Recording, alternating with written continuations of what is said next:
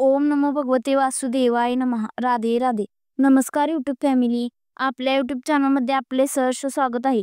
कसे आहात मग सगळे? मजेतच असाल ना? मी आज तुमच्यासाठी भगवद्गीता अध्याय 5 घेऊन आले आहे. तरी तुम्ही नक्की ऐकावा व व्हिडिओ पूर्ण पहा व व्हिडिओला लाईक तसेच आपल्या यूट्यूब चॅनलला सबस्क्राईब करा. ओम नमो भगवते वासुदेवाय नमः. अध्याय 5 कर्मसन्यास योग. अर्जुन म्हणाला, हे कृष्ण, सर्वप्रथम तुम्ही मला कर्माचा त्याग करण्यास सांगता आणि पुन्हा तुम्ही भक्तिपूर्वक कर्माची प्रशंसा करता. आता या दोहोंपैकी कोणते अधिक लाभप्रद आहे ते कृपया मला निश्चितपणे सांगाल का?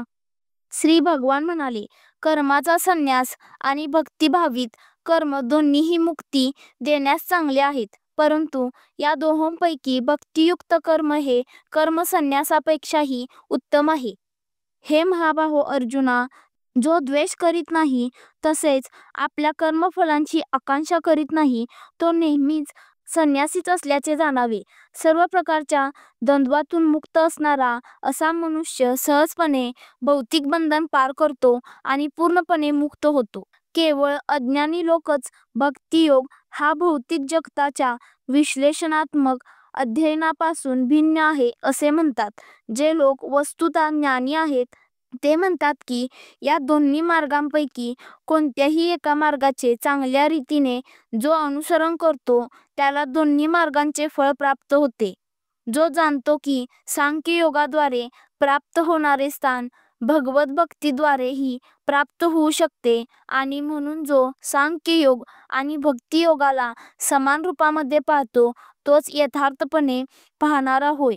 भगवत भक्तीमध्ये युक्त न होता केवळ सर्व कर्मांपासून संन्यास घेतल्याने मनुष्य सुखी होऊ शकत नाही, परंतु भक्तीमध्ये युक्त असलेला मुनी व्यक्ती विनाविलंब ब्रह्माची प्राप्ती करतो. जो भक्तिपूर्ण कर्म करतो विशुद्ध आत्मा आहे आणि आपले मन व इंद्रिये संयमित करतो, तो सर्वांना प्रिय असतो आणि सर्वजण त्याला प्रिय असतात. असा मनुष्य जरी कर्म करीत असला तरी तो कधीच बुद्ध होत नाही. दिव्य भावनायुक्त मनुष्य जरी पाहत असला, ऐकत असला, स्पर्श करीत असला, वास घेत असला, खात असला, हालचाल करीत असला, झोपत असला आणि श्रवण करीत असला तरी त्याला आपल्या ठाई नेहमी माहीत असते की वस्तुतः आपण काहीच करीत नाही.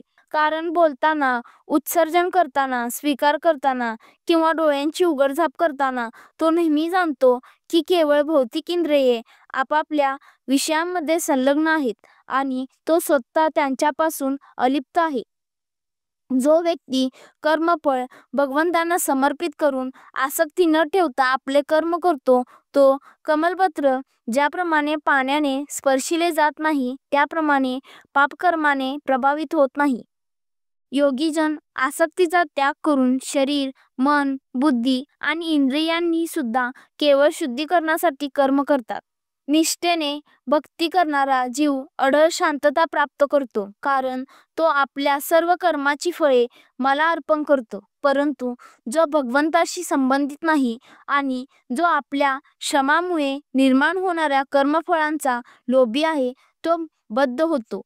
जेव्हा देहधारी जीव आपली प्रकृती संयमित करतो आणि मनाद्वारे सर्व कर्मांचा त्याग करतो तेव्हा तो कर्म न करता तसेच कर्म न करविता नवद्वारे असलेल्या या नगरात सुखाने राहतो. देहरूपी नगराचा स्वामी देहधारी जीव हा कर्माची निर्मिती करत नाही, तसेच तो लोकांना कार्य करण्यास प्रवृत्तही करत नाही किंवा कर्मफळेही निर्माण करत नाही. हे सर्व कार्य प्राकृतिक गुणांद्वारे केले जाते. तसेच भगवंत कोणाचेही पाप किंवा पुण्यकर्मे ग्रहण करीत नाहीत. तथापि देहधारी जीव हे त्यांच्या वास्तविक ज्ञान आच्छादित करणाऱ्या अज्ञानामुळे मोहित होतात. परंतु जेव्हा अज्ञानाचा स्पर्श करणाऱ्या ज्ञानाने जीव प्रबुद्ध होतो तेव्हा ज्याप्रमाणे सूर्य दिवसा सर्व वस्तूंना प्रकाशित करतो त्याप्रमाणे त्याचे ज्ञान सर्व गोष्टी प्रकट करते. जेव्हा मनुष्याची बुद्धी, मन, निष्ठा आणि आश्रय हे सर्व भगवंतावर स्थिर होते तेव्हा पूर्ण ज्ञानाद्वारे त्यांची सर्व कमलेशे सर्व कमलेशे धुतली जातात आणि याप्रमाणे तो सहज मुक्तिपथावर अग्रेसर होतो. विनम्र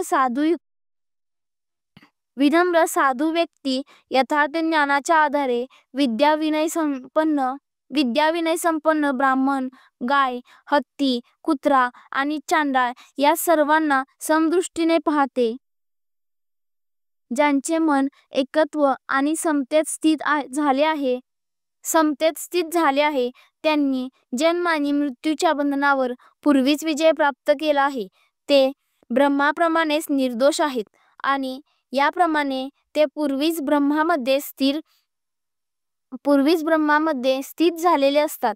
जो मनुष्य प्रिय वस्तू प्राप्त झाल्यावर हर्षून जात नाही, तसेच अप्रिय वस्तू प्राप्त झाल्यावर शोक करीत नाही, ज्याची बुद्धी स्थिर आहे, जो मोहरहित आहे आणि भगवत विज्ञान जाणतो, तो पूर्वीच ब्रह्मामध्ये स्थित असतो. असा मुक्त मनुष्य भौतिक इंद्रिय सुखामध्ये आसक्त होत नाही, तर तो स्वतःमध्येच सुखाचा अनुभव घेत सदैव समाधिस्थ असतो. या प्रकारे आत्मसाक्षात्कारी मनुष्य ब्रह्माच्या ठायी एकाग्र झाल्याने अमर्याद सुखाचा अनुभव घेतो. भौतिक इंद्रियांच्या संयोगापासून उत्पन्न होणाऱ्या दुःखाच्या कारणामध्ये बुद्धिमान मनुष्य भाग घेत नाही. हे कौतेया, अशा सुखांना आरंभ आणि शेवट असतो, म्हणून बुद्धिमान व्यक्ती त्यामध्ये आनंद घेत नाही. वर्तमान शरीराचा त्याग करण्यापूर्वी जर मनुष्य प्राकृत इंद्रियांचा आवेग सहन करू शकला आणि काम आणि क्रोध यांच्या वेगांना आवरू शकला, तर तो योग्य प्रकारे स्थित आहे आणि या जगात तो सुखी असतो. ज्याचे सुख अंतःकरणात आहे, जो अंतरात सक्रिय आहे आणि अंतरातच आनंद अनुभवत असतो आणि ज्याचे ध्येय अंतरातच आहे, तो वास्तविकपणे परिपूर्ण योग्य आहे. तो ब्रह्मामध्ये मुक्त होतो आणि शेवटी ब्रह्माची प्राप्ती करतो. जे संशयापासून उत्पन्न होणाऱ्या द्वंद्वाच्या पलीकडे आहे, ज्याचे मन अंतरातच रममाण झाले आहे, जे सर्व जीवांच्या कल्याणार्थ कार्य करण्यामध्ये नेहमी व्यस्त असतात आणि जे सर्व पापांपासून मुक्त आहेत, ते ब्रह्मामध्ये मुक्तीची प्राप्ती करतात. जे क्रोध आणि सर्व भौतिक इच्छांपासून मुक्त आहेत, आत्मसाक्षात्कारी आत्मसंयमी आहेत आणि सतत पूर्णत्वाकरिता प्रयत्न करीत आहेत, त्यांना निकट भविष्य काळात ब्रह्मामधील मुक्तीची निश्चिती असते. सर्व बाह्य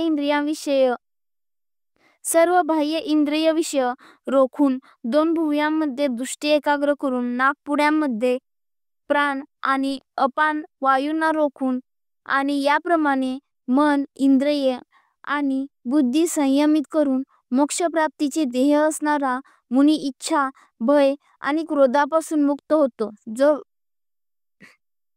जो मनुष्य नित्य या अवस्थेत असतो, तो निश्चितच मुक्त असतो. मी सर्व यज्ञ आणि तपस्यांचा परमभोक्ता, सर्व ग्रहलोक आणि देवदेवतांचा परमेश्वर आणि मी सर्व जीवांचा हितकर्ता व सर्व जीवांच्या कल्याणाची इच्छा करणारा आहे, हे जाणून माझे पूर्ण ज्ञान असणारा सांसारिक दुःखापासून शांती प्राप्त करतो. या प्रकारे भगवद्गीतेच्या कर्मसन्यास योगे या 5व्या अध्यायावरील भक्तिवेदांत भाष्य संपन्न. ओम नमो भगवते वासुदेवाय नमः. राधे राधे. तरी व्हिडिओ आवडला असेल तर व्हिडिओला लाईक, शेअर, कमेंट व आपल्या यूट्यूब चॅनेलला सबस्क्राईब करा. तसेच बेल आयकॉनवर क्लिक करा, जेणेकरून तुम्हाला आपल्या नवीन व्हिडिओचे नोटिफिकेशन सर्वात आधी येईल. राधे राधे.